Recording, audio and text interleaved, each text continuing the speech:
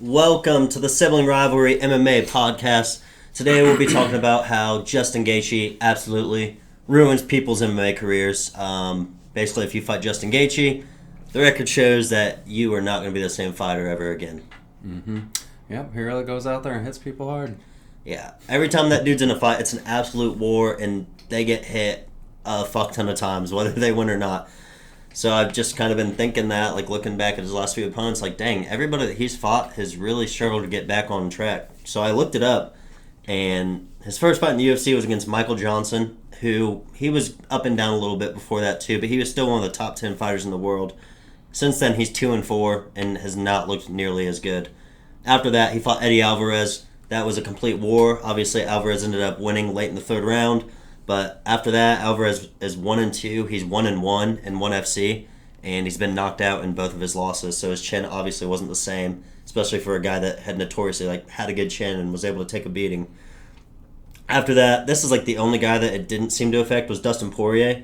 Poirier controlled the majority of that fight and ended up winning, but he's 2-1 after, so he's kind of the only guy that this doesn't apply to. And then, since he's been on this win streak, James Vick was on a tear, looking to be one of the best lightweights in the world. He's 0-3 since, gets knocked out extremely easily. Edson Barboza, 0-2 since then, and Cowboy 0-2 since then.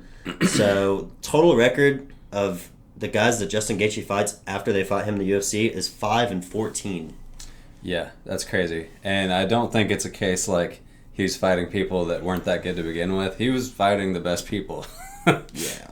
And they go on to fight really good people too, but every time he fights, it's a war. And you're going to get hurt, win or lose.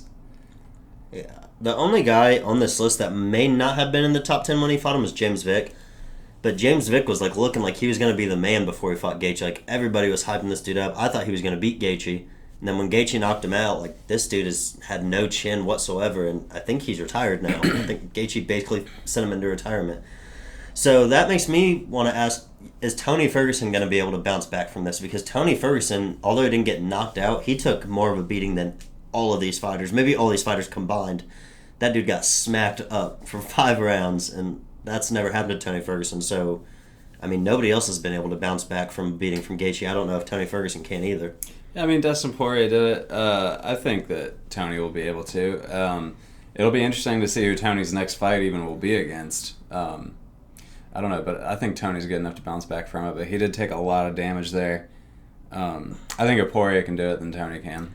Yeah, but Poirier didn't really take a beating.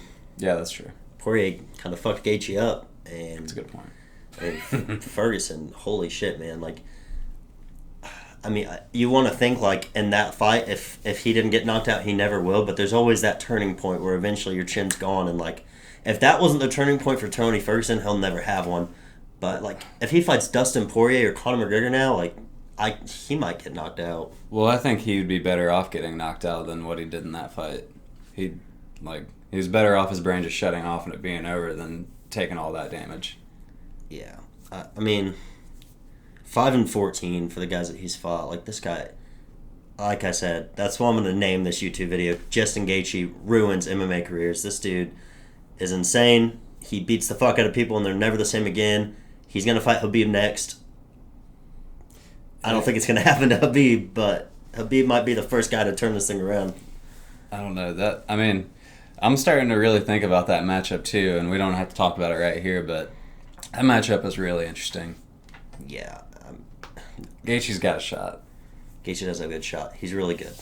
Yeah. That fight's going to be on Fight Island, it seems like. So next time we see Gaethje, it's probably going to be in another arena with no crowd, and that's just being able to hear every shot he throws. So, yeah.